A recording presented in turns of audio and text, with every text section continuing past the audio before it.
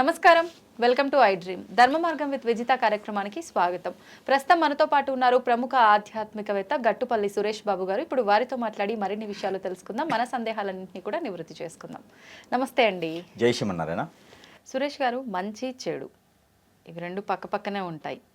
అసలు మంచి అంటే ఏంటి, చెడు అంటే ఏంటి, అసలు ఎలా తెలుసుకోవచ్చు? అంటే ప్రతినిత్యం కూడా మనందరము ఏదో ఒక మంచి పని చేస్తూనే ఉంటాము, ఏదో ఒక చెడు పని చేస్తూనే ఉంటాము, మాట్లాడే మాట కానివ్వండి, చేసే పని కానివ్వండి.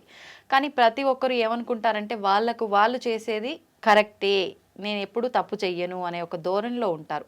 ఎలా తెలుసుకోవచ్చు అంటారు? అసలు వాళ్ళలో ఉన్న ఆ చెడుని వాళ్ళు ఎలా, అంటే కొంతమంది ఏమో తెలిసి ఒప్పుకోరు, కొంతమంది తెలియదు అసలు నిజంగా నేను ఈ తప్పు చేశాను, ఇది చెడు, ఇది నేను మళ్ళీ చేయకూడదు అనే రియలైజేషన్ అనేది రాదు వాళ్ళలో. నిజంగా ఎలా అంటారు, దీన్ని ఎలా తీసుకోవచ్చు అంటారు? ముఖ్యంగా ఏంటంటే దీన్ని కొన్ని ప్రాంతాల్లో ఏంటంటే మూర్ఖత్వం అంటారు. అంతే కదా. ముందు మనం అనుకున్నట్టుగానే చెడు మంచి పక్క పక్కనే అన్నారు కదా. ఒక బెత్త దూరం ఉంటుంది. బెత్త అంటే ఐడియా ఉందా మీకు? బెత్త అంటే ఇట్లా మనకి ఇది బెత్త అంటది size. 4 fingers. Yes, 4 finger size. ఇది వచ్చేసి 3 ఫీ ఇది ఉంటుంది మనకి 3 ఇంచెస్ ఉంటుంది అనమాట. యాక్చువల్లీ ఇది మొత్తం కలిపితే 3 or 4 ఇంచెస్. సో ఇంత ఇంచెస్లో ఉంటుంది గ్యాప్ మంచి చెడుకి.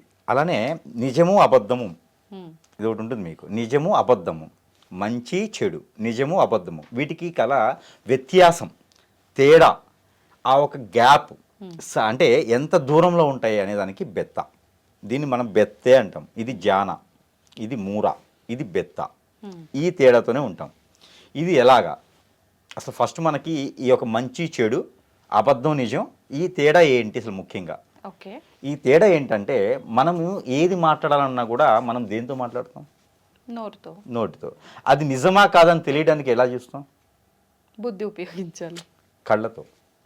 అంటే చేస్తున్న పనిని ఇప్పుడు మనం మాట్లాడతాం, చూసినంత మాత్రం అది నిజమా కాదా మనకు తెలియాలంటే ముందు మనం మాట్లాడాలంటే తెలియాలి కదా. సో మనం నిజం మాట్లాడుతున్నామా అబద్ధం మాట్లాడుతున్నామా సెకండరీ. కానీ ఈ మాట్లాడుతుంది మనం ఏంటి అనేది తెలుసుకోవడానికి ఏం చేస్తాం? చూస్తాం, వింటాం. ఎస్, వింటాం తర్వాత సెకండరీ. అది చూస్తాం. ఫస్ట్ చూస్తేనే కదా అది ఏంటో తెలుస్తుంది మనకి. సో ఇప్పుడు కంటికి నోటికి ఎంత తేడా ఉంటుంది గ్యాప్? మీరు ఇలా పెట్టండి, ఇలా పెట్టండి, ఇలా ఎంత ఉంది దేనికండి? కంటికి నోటికి ఎంత మీరు చెప్పినంత అంతే కదా. అదే గ్యాప్.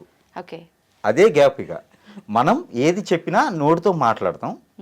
మనం ఏది రిలీఫ్ అంటే ఏదైతే మనం చెప్తున్నామో దాన్ని కంటితో చూస్తాం. ఓకే. అందుకే చెడు వినకు, చెడు చూడకు, చెడు మాట్లాడకు అంటే అన్నిటికి కూడా తేడా ఏంటంటే 4 ఇంచెస్ ఉంటుందన్నమాట. ఇక చెడు పీల్చకమంటే పోతాం మనం. అందుకని ఆ 3 చెప్పారు అప్పట్లోనూ. 4 చెప్తే ఏమైందంటే అది వద్దని చెప్పి మూసుకున్నారు అనుకోండి, ఇక ఆ పర్సన్ వదిలిపెట్టి తదుపరితో మాట్లాడుకోవాలి. అదే మనం చెప్పుకునే దాన్ని బట్టే, మనం చేసేదాన్ని బట్టి ఎదుటి వారు ఎలా చెప్తున్నారు అనేది వారి ఒక ఫేస్లో ఎక్స్ప్రెషన్స్ మనకు అర్థమవుతాయి. సో అబద్ధం చెప్తున్నారంటే ఖచ్చితంగా వాడి భయం ఉందని అర్థం, లేదా ఏదో తప్పు చేస్తున్నాడని అర్థం. వాళ్ళు వాళ్ళకి రిలీఫ్ అయిపోయినా అవ్వకపోయినా కూడా వారు చెప్తున్న దాన్ని బట్టి ఎదుటి వాళ్ళు గమనించేదానికి ఖచ్చితంగా ఉంటుంది. ఇప్పుడు ఒక ఇంట్లో పిల్లవాడు దొంగతనం చేస్తాడు. ఇంట్లో అందరూ కష్టపడే వాళ్ళు డబ్బులు పోతున్నాయి, ఎవరు వస్తారు ఇంట్లోకి? ఆ కొడుకు ఆడే వస్తారు కదా, ఇంకెవరు రారుగా ఇంట్లోకి. అందరికి అనుమానం ఎవరి మీద ఉంటుంది? దొంగ ఎవరో వచ్చారు అని ఉంటుంది. ఎందుకు వాళ్ళ మీద రాదు అనుమానం? ఎందుకు రాదు? ఇవి ప్రతిరోజు దొంగపాటు కదా ఇంట్లో, ప్రతిరోజు దొంగపాటు, కొడుకు మీదే అనుమానం ఉంటుంది. కానీ వాడు అనుమానం ఉన్నప్పటికీ వీళ్ళు చెప్పరు. మావాడు కాదు, చూద్దాం వాడు చెప్తాడా లేదా, చూద్దాం మనోడు కాకపోయినా అయినా వాళ్ళకి తెలిసినప్పటికీ సైలెంట్గా ఉంటారు. వీడికి చెప్తాడా లేదా ఎంతకాలం ఇలా చేస్తాడు అని గమనిస్తూ ఉంటారు. గమనించినంత మాత్రాన వీడిని పట్టించుకోకుండా ఉంటారు, వదిలేస్తారు అని కాదు. కొడుకుని బాగు చేసుకోవడానికి గమనిస్తూ ఉంటారు. మొదటి రోజే నువ్వు చేస్తున్న తప్పు అని నిలదీసావు అనుకోండి, వాడు ఇక్కడ వదిలేసి ఇంకో దగ్గర చేస్తాడు. వాడికి బాధ్యత తెలియాలి, వాడికి తెలియచేయాలంటే వీళ్ళని కొట్టి కోట్లాడి బయటికి వెళ్ళకూడదు కదా. ఇది చేస్తున్న తప్పు అని వాడికి రిలీఫ్ అవ్వాలి, వాడికి తెలియచేయాలి. కాబట్టి 4 రోజులు పెడతారు. 5వ రోజు వాడే వచ్చి చెప్తాడు నేను 4 రోజులు డబ్బులు తీశాను, నేను మనస్తాపానికి గురైపోతున్నాడు. ఎందుకంటే వీరి యొక్క ఇబ్బందులు స్థితిగతులు వారికి చెప్పాలి, చెప్తేనే వాడు మారతాడు. ఆ రకంగానే వచ్చేసి మంచి చెడు అనేది ఒకటి ఉంటుంది. విధి విధానాలు చూసేదానికి మనం మాట్లాడేదానికి మనసు మైండ్ కూడా ఆలోచించుకోవాలి. అక్కడ సందర్భాన్ని బట్టి కూడా చేసుకోవాలి. ఒక అమ్మాయిని లొంగ తీసుకోవాలి, ఒక అబ్బాయిని లొంగ తీసుకోవాలంటే ఈ రోజుల ప్రకారంగా అయితే ఖచ్చితంగా చెప్తున్నా అండి, నేను చూసిన దాని ప్రకారంగా అబద్ధాలు ఎక్కడుంటే అక్కడే అమ్మాయిలు బలవుతుంటారు. అంతే అంటారా? ఖచ్చితంగా అండి. అబద్ధాలు ఎక్కడ చెప్తే అక్కడే అబ్బాయిలు బలవుతూ ఉంటారు. ఆకర్షణ. అదే పెళ్లి చేయండి, అది నిజం. పెళ్లి చేసేటప్పుడు ఒకళ్ళ మీద ఒకళ్ళకి ఇష్టం లేకపోయినా అది రానున్న కాలంలో పెళ్ళి అయిన తర్వాత ఖచ్చితంగా వాళ్ళు ఇష్టపడతారు. జీవితకాలం కాదు, 7 తరాలు కూడా మీరే నాకు భర్తగా రావాలి, మీరే నాకు భార్యగా కావాలి అని చెప్పేసి ఒక పిల్లలు పుట్టడానికి ఏర్పడతారు వాళ్ళు. ఎన్ని కష్టాలు వచ్చినా అరేంజ్ మ్యారేజ్ ఎక్కువ కాలం నిలబడేది దానికోసమే. మీరు ఏదైనా లవ్ చేయండి, అది అబద్ధం. లవ్లో అంత సక్సెస్ ఉండదు, అది అబద్ధం. కాబట్టి అబద్ధంగా మిగిలిపోతుంది. రోడ్ల మీద పడతారు, కొట్లాడతారు, అనుమానాలు ఉంటాయి, అన్నీ ఉంటాయి. అది అబద్ధం. ఇవి తెలుసుకునే దానికి జీవితం పోద్ది. పెద్దవాళ్ళు చెప్తే వినరు. అంటే వినాశకాలే విపరీత బుద్ధి అంటారు. వీటన్నిటి కూడా మంచి చెడు అబద్ధం నిజం వీటన్నిటికీ ఒక మూలం ఉన్నది. వినాశకాలే విపరీత బుద్ధి. ఇవేంటంటే చెట్టు అయి వంగదు, మొక్కగా ఉన్నప్పుడు వంచితే అది చెట్టు అయినప్పుడు మనం ఎలా వంచుతామో అలా వెళ్ళిపోతుంది. ఇది అంటు అనేది మనం కట్టేసాం అనుకోండి, ఆ అంటు అనేది దారంతో ఎలా పాక్కుంటూ వెళ్ళిపోద్ది, అలా వదిలేస్తే నేల మీద పాకుతూ వెళ్ళిపోద్ది అనమాట. అంటే వీరు పిల్లలు పెంచేటువంటి విధానానికి, పిల్లలు కూడా పెద్దల మీద ఇచ్చేటువంటి గౌరవానికి ఈ విధి విధానాలు కనిపిస్తాయి అనమాట. ఈ మంచి చెడు అనేది చూసుకునేటువంటి విధానంలో కనిపిస్తూ ఉంటుంది. ఒక్కొక్కళ్ళు మీరు చూస్తే కనుక చనిపోయిన వ్యక్తుల దగ్గరికి వెళ్తే చెడు అంటారు, ఒక్కొక్క విధానంలో చనిపోయిన వ్యక్తుల దగ్గరికి వెళ్తే మంచి జరుగుతుంది అంటారు. హిందువులు కావచ్చు, వేరే మతస్థులు కావచ్చు, ఎవరైనా సరే చనిపోయినందువల్ల ఆ మనిషి మళ్ళీ రారు కదా అనే విధంలో అందరూ వెళ్ళిపోతారు. ఇది మంచి పద్ధతి. కానీ కొన్ని వాటికి అది చెడు పద్ధతి. అంటే మనం ఆలోచించే విధానం, మనం చూసేటువంటి కళ్ళు, మనం మాట్లాడేటువంటి తీరు, మనం వినేటువంటి మాటలు, మన మనసు మన మైండ్ నిగ్రహంగా ఉంటే మంచి. ప్రతిరోజు తన పని తను చేసుకుంటూ ఎదుటి వాళ్ళ మీద దృష్టి లేకుండా, ఎదుటి వాళ్ళు బాగుపడుతున్నారే, ఎదుటి వాళ్ళు సుఖపడుతున్నారే, ఎదుటి వాళ్ళు ఎక్కడికో వెళ్ళిపోతున్నారు, స్థాయికి వెళ్ళిపోతున్నారు, నేను ఇక్కడే ఉన్నాను, నేను ఇక్కడే ఉన్నాను, నేను ఇక్కడే ఉంటున్నాను అని చెప్పంటే అది చెడు. వాళ్ళతో నాకు సంబంధం లేదు, నాకు నేను నిలబడాలి, నాకు నేను పోషించుకోవాలి, నా ఫ్యామిలీని నేను చూసుకోవాలి, నేను ఎట్లా సెటిల్ అవ్వాలి, నాకు గోల్ ఉంది, ఎవరు క్యాచ్ చేసినా నేను ఆ గోల్ని క్యాచ్ అవ్వాలి అనుకున్నవాడికి మంచి. అంటే వీరి వీరి యొక్క ఆచారం, వీరి యొక్క విధానం, వారు ఆలోచించుకునేటువంటి మాట, వారు ఇచ్చేటువంటి వాల్యూస్, వారు నిలబడేటువంటి మాట, వారు ఎలా బ్రతకాలి చెడుగానా మంచిగానా అనేది వారే ఆలోచించుకుంటే చాలా మంచిది. ఇది ఎవరికి వారే వేసుకోవాల్సినటువంటి క్వశ్చన్. ఈ రోజుల్లో నేను చాలామంది చూశానండి. మాది ఒక బట్టల షాప్ ఉంది, ఎదురుగా ఒక బట్టల షాప్ పెట్టారు కొత్తగా. నేను ప్రతి గుగురు వాడికిలే చూస్తున్నాను, వ్యాపారం బాగుంది, వ్యాపారం బాగుంది అంటే నీ దగ్గరికి వస్తే కస్టమర్ని నువ్వు దుమ్ము కూడా దులుపుకోకుండా కూర్చుంటున్నావు, వాడికిలే చూస్తున్నావు నువ్వు, నీకెక్కడ బిజినెస్ అయింది? అవ్వదు. నువ్వేం చేయాలంటే నీ బిజినెస్ అయితే నువ్వు చూసుకోవాలి. నా దగ్గరికి వచ్చిన కస్టమర్లే దేవుళ్ళు కదా, వాడి దగ్గరికి వెళ్ళే కస్టమర్తో నీకెందుకు?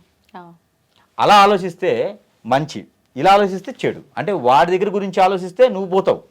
నీ బిజినెస్ ఎలా పెరగాలో నువ్వు ఆలోచించుకో, అప్పుడు మంచి అవుతుంది. సో మన ఆలోచన ప్రకారంగా ఉంటుంది. కాబట్టి ఇవన్నీ కూడా ఏంటంటే మన ఇండివిజువాలిటీ, మన క్వాలిటీస్, మన తెలివితేటలు, మనం బ్రతకాలి ఎలాగా, వాల్యూస్ ఎలా ఉండాలి, మన వాళ్ళని ఎలా బతికించుకోవాలని మనం ఆలోచించుకుంటే ఖచ్చితంగా మనం మంచి దారిలో వెళ్తున్నాము, మనకు ఖచ్చితంగా మంచి జరుగుతుంది. ఇది వరకు ఎవరు చెప్పేది కాదండి. ఇది మంచి చెడు అబద్ధం నిజమైనది ఎవరు చెప్పేది కాదు. ఒకరి జోలికి వెళ్లకుండా మన మరతుకు మనం బతికితే మంచి, ఒకరి జోలి వెళ్ళామంటే చెడు. ఎవరి పూసికత్తులతో పూసుకోకూడదు, అది మాత్రం చేస్తే చాలు. ఇది ఒకటే మంచి చెడు కన్నా వ్యత్యాసం. పూసుకోకూడదు అంటే ఏంటండి? ఇప్పుడు డ్రంక్ అండ్ డ్రైవ్లో ఒక వ్యక్తి దొరికాడు, లేదా ఒక హత్య చేసి ఒక వ్యక్తి దొరికాడు. నేనున్నాను రా మామ, నీకెందుకు, నీకేమైంది, నేను చూసుకుంటా అంటే వాడు తప్పించుకుని వీడి మీదకి వేసేస్తాడు. అది పూసికత్తులతో పూచుకోవడం అంటే. అలాగా ఎవరో ఏదో చేసిన పాపానికి పుణ్యానికి మనం వెంటపడి వెళ్ళకూడదు. నేనున్నాను అని, నీకేమైనా కావాలరా బాబు, నేను చేస్తా ఇచ్చేస్తా, చేతులు దులుపుకోవాలి తప్పితే నేనున్నాను భుజం మీద చేయకూడదు.